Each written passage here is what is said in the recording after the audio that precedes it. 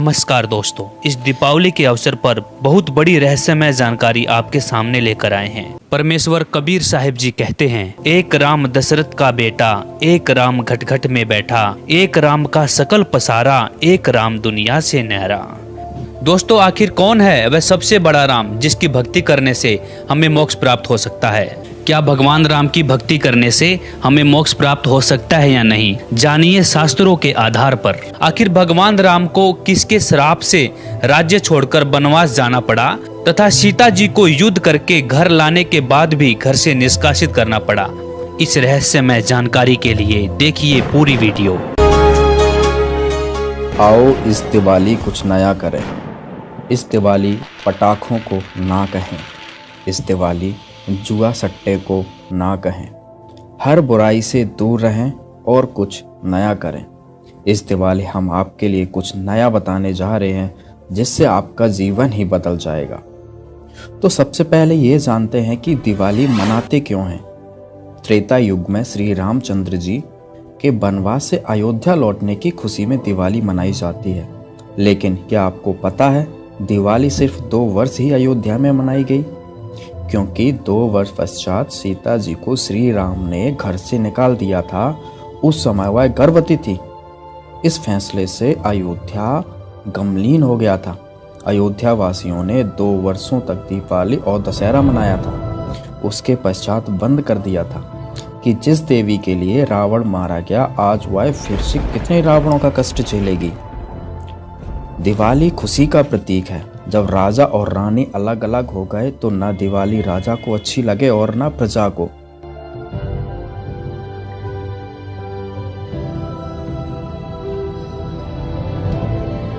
इसलिए दिवाली का पर्व उसी समय बंद हो गया था जो 2 वर्ष मनाया गया था। उसी आधार से भोली जनता यह पर्व मना रही है। अब आप खुद ही विचार कीजिए, क्या दिवाली मनाना सही है? जिसके कारण वर्तमान में प्रदूषण से सभी परेशान, जीव जंतुओं की हत्या, मिठाइयों में मिलावट, दिवाली के दिन ही पटाखों की शोरगुल में लूट और हत्याओं का अंजाम दिया जाता है।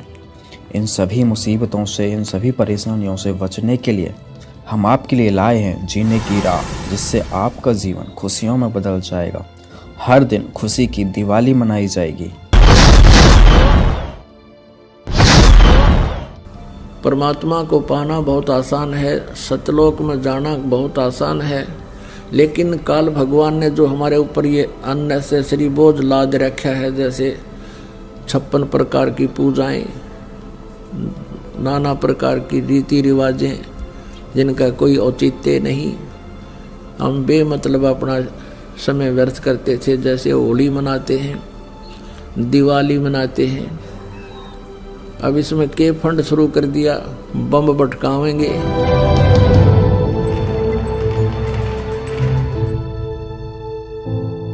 कितना प्रदूषण हो जाता है। किसी की आंख में डाला, आंख फूट गई, किसी के कपड़े जल गए, किसी के खेतों में पूड़ियाँ जल गई, किसी का घर में आग लग गई, और प्रदूषण निरा।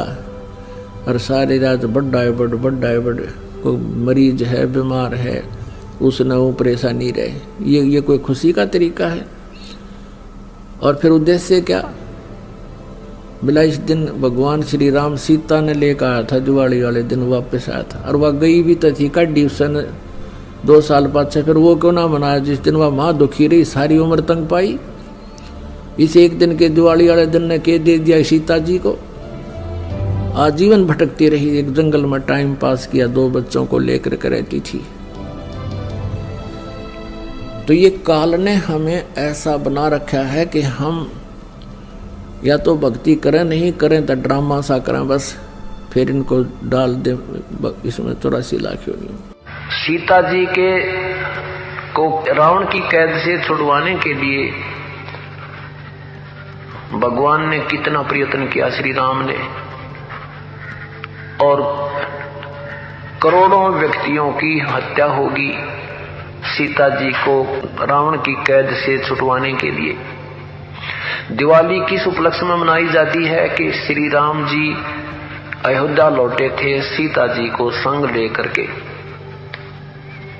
इसलिए उस खुशी में दिवाली दीपावली मनाने लगे, घर घर में दीप जगाने लगे।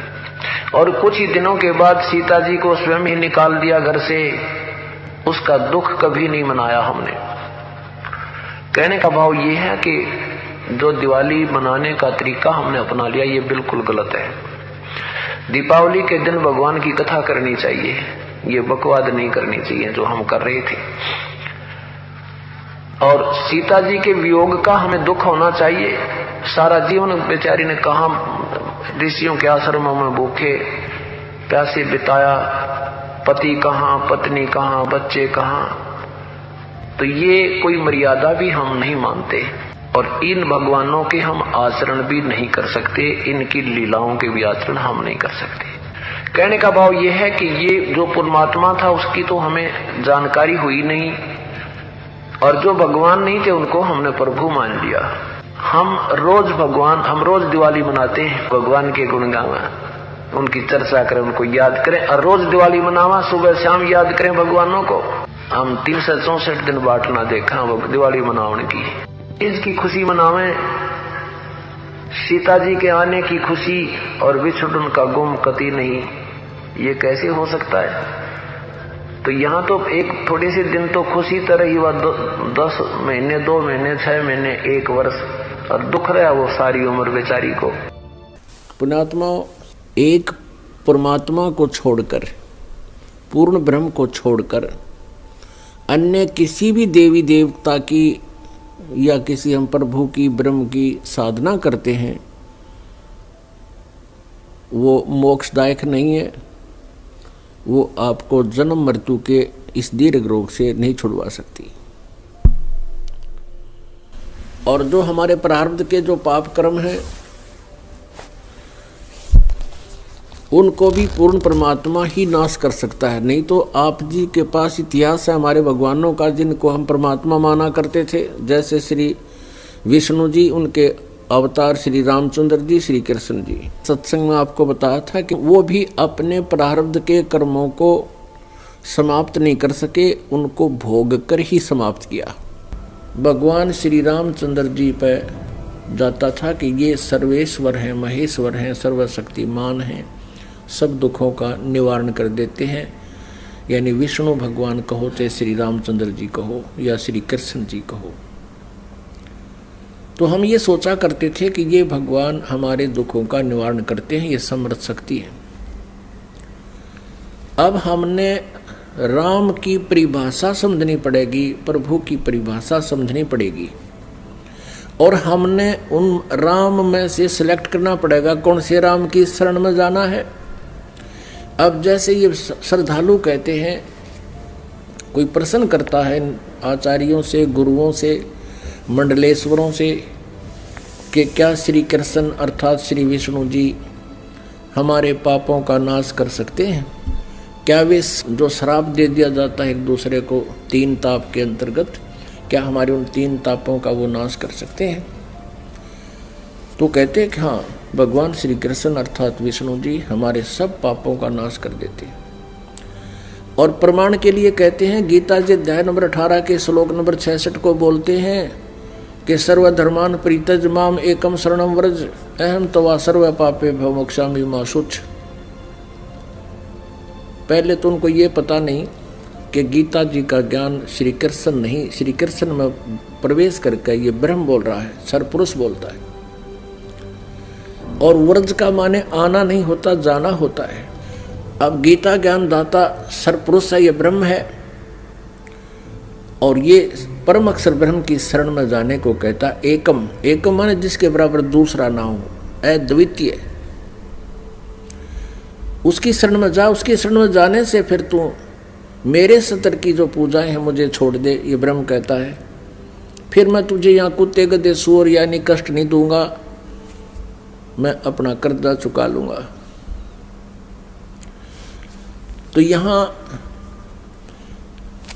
पुण्यात्मा विचार करने की बात है कि श्री कृष्ण जी और श्री रामचंद्र जी और श्री विष्णु जी अपने श्राप को, अपने पाप को, कर्म दंड को नहीं समाप्त कर सके, नाश नहीं कर सके, उपासकों का कैसे कर देंगे वह?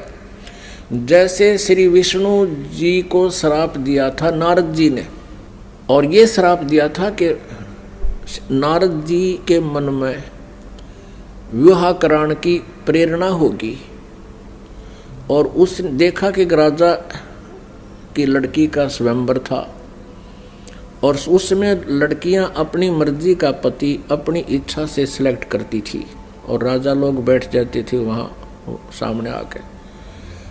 नारद जी ने विवाह कराने की सोची, और फिर सोचा भी मेरा विवाह कौन करेगा, मैंने तो कचकोला कढ़ा रखा है, इतनी मोटी चोटी सिर पे, और शकल भी ठीक को ना। तो उसने सोचा कि भगवान विष्णु से उनका स्वरूप ले लेता हूँ। एकांत में जाकर टेलीफोन किया, याद किया, श्री विष्णु जी प्रकट हो गए।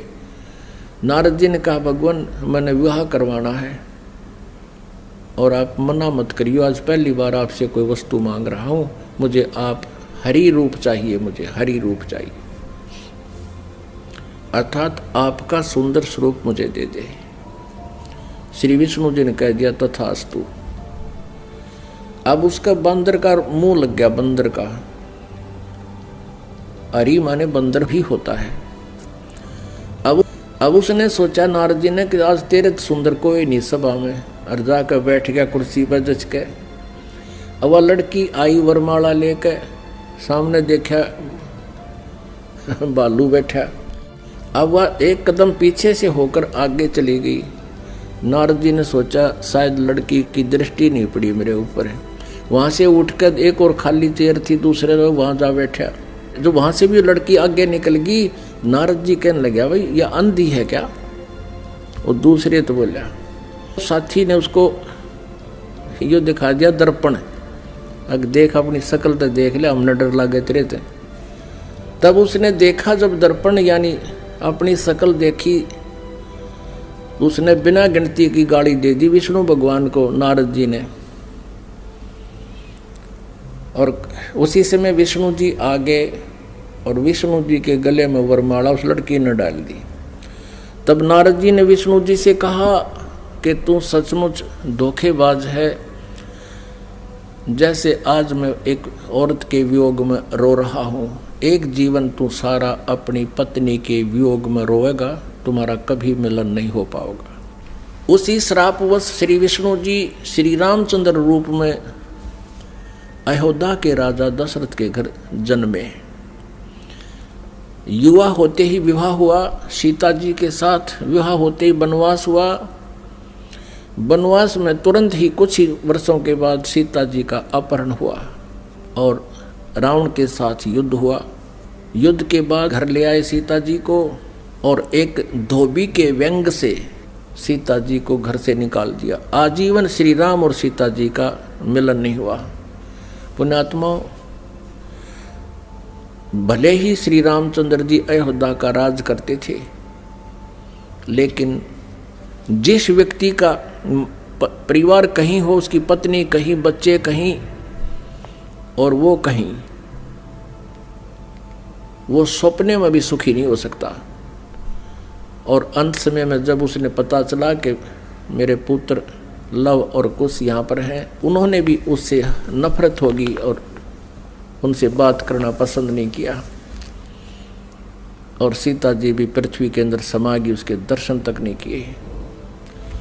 पुण्यात्माओं, वैसे तो हम देखो ये भगवान माना करते थे, हमारी आंखें बिल्कुल बंद हो चुकी थी ज्ञान वाली। सीता जी को जब युद्ध के बाद घर लाना चाहा था श्री रामचंद्र जी ने, तो ये कहा था कि मैं परीक्षा लेकर घर चलूँगा, यदि तू परीक्षा में सफल होगी तो मैं मानूंगा तू निष्कलंक है, रावण से तेरा कोई संबंध शारीरिक नहीं हुआ, और यदि तू परीक्षा में सफल हुई तो खत्म हो जाएगी। क्या परीक्षा ली थी श्री रामचंद्र जी ने कि अग्नि में बैठा दी थी सीता जी को, आग लगा दी थी चिता बना के, और ये सोच लिया था कि यदि ये कलंकित होगी तो जड़ मरेगी टंटा कट्टे, और सही होगी निष्कलंक होगी तो जीवित रह जाएगी। तो सीता जी जली नहीं थी, परीक्षा में सफल हुई थी। उसके बाद फिर आकर के एक धोबी ने कह दिया, अपनी पत्नी ने कुट्टा था, वह कहता 2 दिन उस तो दुखी होकर अपने चली गई होगी मित्र प्यारी अपनी सहेली के यहाँ।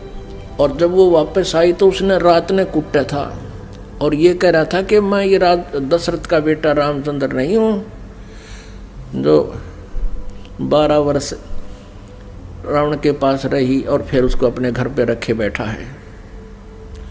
उस समय राजा लोग एक विशेष न्यायकारी होते थे, भेष बदल कर अपनी नगरी में घुमा करते थे, कोई व्यक्ति दुखी तो नहीं है।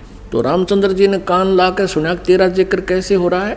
उसने 2-3 बार दोहराई ये बात, इस बात पर कि मैं निंदा का पात्र बन गया हूँ सीता को घर ला कर। अगले दिन सीता को निकाल दिया कि मैं दुनिया की व्यंग नहीं सुन सकता और जाइए आप, मैं नहीं रख सकता आपको, आप रावण के पास रही हो। अब फूटे भाग हमारे इसे भगवान थे हमारे, गर्भवती पत्नी और अकेले निकाल सुबह भाग जाए यहाँ से, अरे कलेजा फटने हो जाता है। आदमी अकेला निकाल के देखो, वो तो एक औरत की जाति थी, कहाँ जंगल में जावे, और कहते हैं झाड़ झाड़ बैरी होता है स्त्री का। और ये थे हमारे भगवान, ये थे इनके करैक्टर, इनको हम कहते हैं मर्यादा पुरुषोत्तम। यह क्या मर्यादा थी भाई, एक गर्भवती पत्नी को और घर से निकाल देना, कितना मरो चाहे जीवे। ये तो कितना कट्टर स्वभाव होगा उस व्यक्ति का। अब कहने का भाव ये है पुण्यात्माओं, श्री रामचंद्र जी को जब पता चला, उसने अश्वमेघ यज्ञ करी थी, घोड़ा छोड़ दिया, लव कुश ने पकड़ दिया, रामचंद्र जी के छक्के छुड़ा दिए। सीता को पता चला तो दर्शन भी नहीं करे उसे, किसे के दर्शन करूं समागी धरती में। और श्री रामचंद्र जी ने आकर के वापस इसी दुख में सरयू नदी में जल समाधि ले ली, सरयू नदी में शरीर छोड़ दिया। उसके बाद फिर श्री कृष्ण रूप में जन्म हुआ और रावण के साथ युद्ध के दौरान श्री रामचंद्र जी ने सुग्रीव के भाई बाली को मारा था एक वृक्ष की ओट लेकर, यानी धोखे से। तो उसका भी बदला देना पड़ा श्री कृष्ण जी के रूप में। वही विष्णु वाली आत्मा श्री कृष्ण जी हुई और बाली वाली आत्मा यानी राम वाली आत्मा श्री कृष्ण रूप में द्वापर में जन्मे। और बाली वाली आत्मा एक शिकारी बना और उसने एक विषाक्त तीर बनवा लिया और श्री कृष्ण जी के पैर में तलवे में तीर मार दिया विषाक्त, जिसके कारण उसकी मृत्यु हुई श्री कृष्ण जी की। श्री कृष्ण जी ने जब पूछा उससे, उस पारधी से, शिकारी से, शिकारी ने भगवान से कहा कि हे राजा, हे राजन, मेरे से गलती धोखे से आपके पैर में तीर लग गया। आपके पैर में पद्म है, ये चमक रहा था। दिन का समय झुरमट सी वृक्ष की छाई हुई थी और मैं शिकार के लिए घूम रहा था। आपके ये पद्म की रोशनी मुझे लगा जैसे मृग की आंख है हिरण की। मैंने धोखे से, गलती से तीर मार दिया और ये तो विषाक्त है। अब आप जी नहीं सकते, मुझसे धोखा हो गया, गलती होगी, माफ करो, क्षमा करो। तब श्री कृष्ण जी ने कहा कि बाली, ये तेरे से धोखा नहीं हुआ, ये ऐसा ही होना था। भाई, मैंने तेरे को धोखे से मारा था त्रेता युग में और आज मैं वो बदला दे चला हूं। अब दुर्वासा जी ने श्राप दिया था यादव कुल को, श्री कृष्ण जी के कुल को, श्री कृष्ण जी के समक्ष ही श्राप दे दिया था कि यादव कुल का नाश होगा। किसने? इस श्री कृष्ण जी का पुत्र प्रद्युम्न एक लड़की का स्वांग बनाकर पेट पर, गर्भवती लड़की का, स्त्री का स्वांग बना करके पेट पर लोहे का कड़ा बांध के ऊपर के गुजरियां वाले, औरतों वाले कपड़े पहन के और एक नकली पति बनाकर दुर्वासा के पास गए थे उसे मजाक करने के लिए। और ये पूछा था कि हे ऋषि, सुना है आप भूत भविष्य वर्तमान की सभी बता देते हो, त्रिकालदर्शी हो, बताइएगा इसके लड़का होगा या लड़की। तब दुर्वासा ने ध्यान से देखा कि ये तो बकवाद कर रहे हैं। कह दिया था कि इससे तुम्हारा यादव कुल का नाश होगा। और दुर्वासा के श्रापवश 56 करोड़ यादव आपस में लड़कर मर गए और श्री कृष्ण जी भी उसी कढ़ाई के तीर से मरा जो उस शिकारी ने बना रखा था लोहे से। अपने आत्मा जब श्री कृष्ण जी, श्री रामचंद्र जी और श्री विष्णु जी तीनों रूपों में वो स्वयं हैं, वो अपने भी श्राप को यानी कर्म के दंड को नाश नहीं कर सके तो श्रद्धालु के कैसे कर देंगे। एक भक्त ने प्रश्न किया कि क्या श्री कृष्ण यानी विष्णु जी में कोई शक्ति नहीं है? जैसे श्री कृष्ण जी अर्थात विष्णु जी राजा मोरध्वज के घर गए थे, वहां उनके पुत्र ताम्रध्वज को आरे से चिरवा कर और उनको जीवित कर दिया था जब वो मृत्यु को प्राप्त हो गए थे।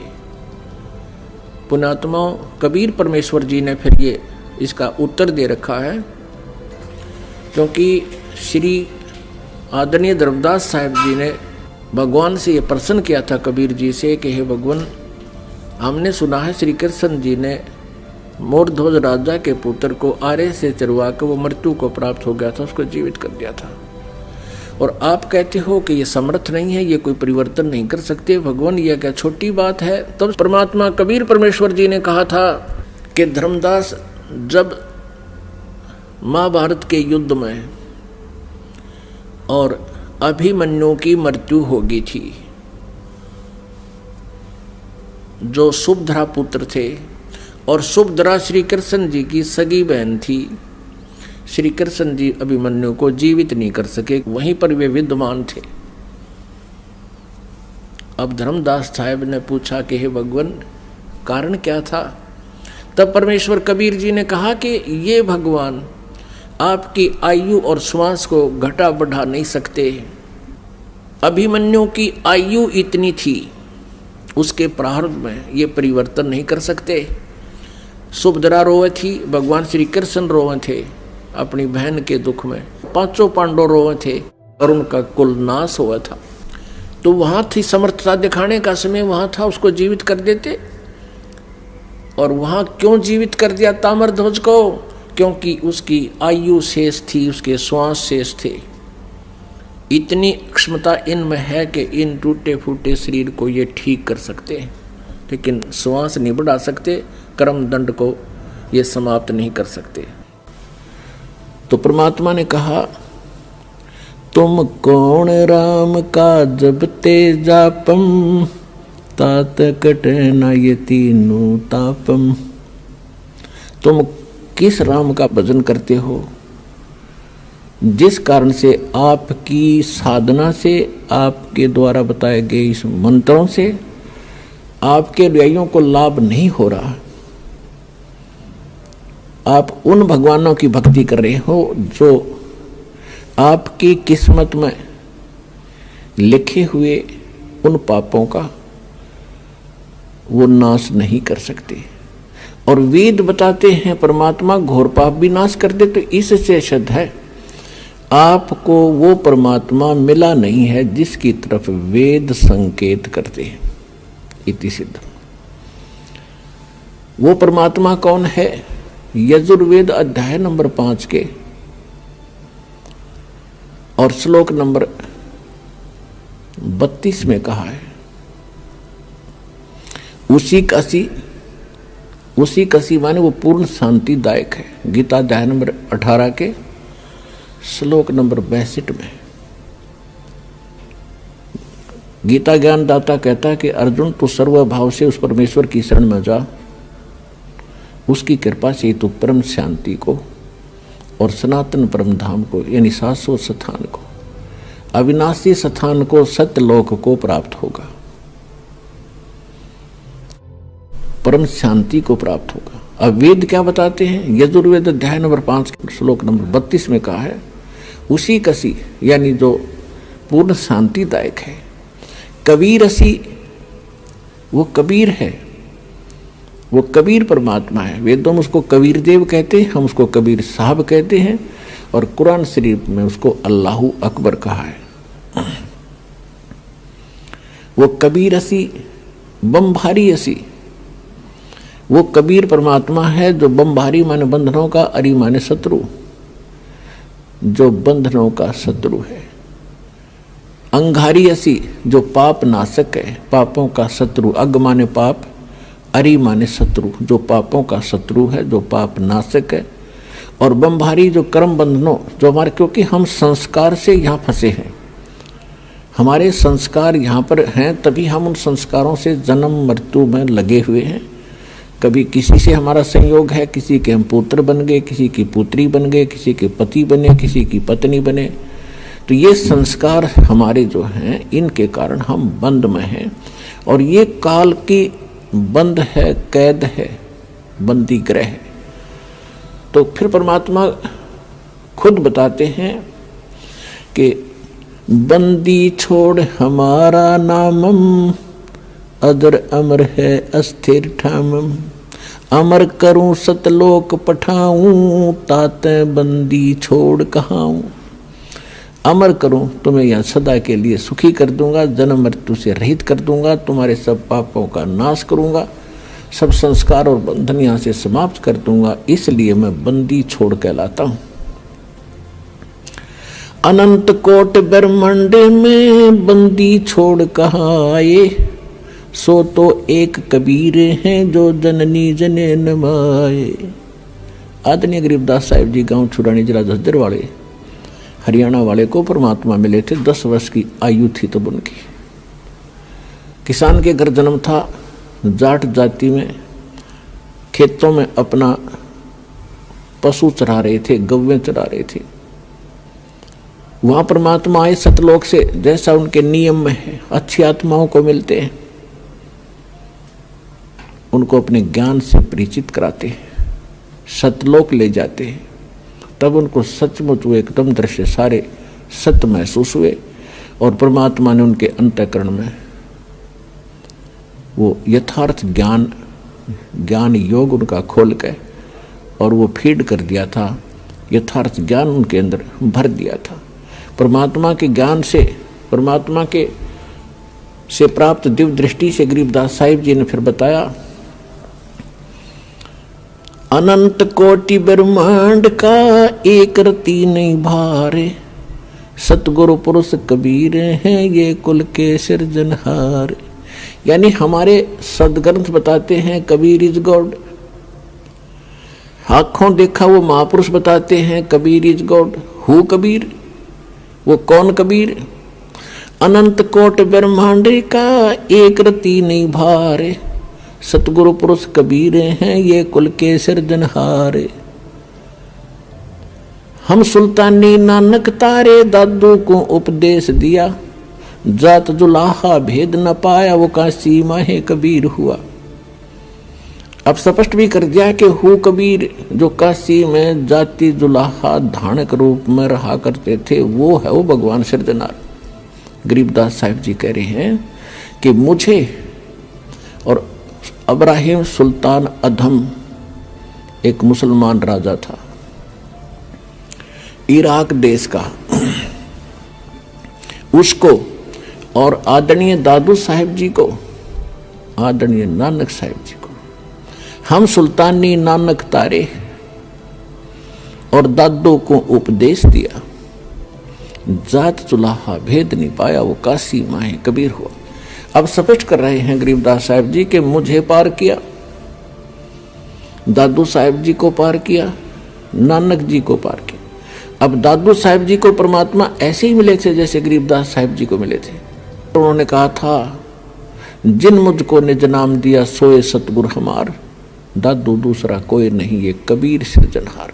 दोस्तों, आप भी अपने घरों में रोज खुशियों के दीप जलाना चाहते हैं तो आज ही विजिट करें हमारी वेबसाइट www.jagatgururampalji.org और डाउनलोड करें निःशुल्क पुस्तक जीने की राह। जीने की राह पुस्तक आप फ्री SMS द्वारा भी मंगा सकते हैं। निःशुल्क पुस्तक मंगाने के लिए व्हाट्सएप या SMS करें हमारे निम्नलिखित नंबरों पर। और संत रामपाल जी महाराज के मंगलमय प्रवचन देखिए इन चैनलों पर।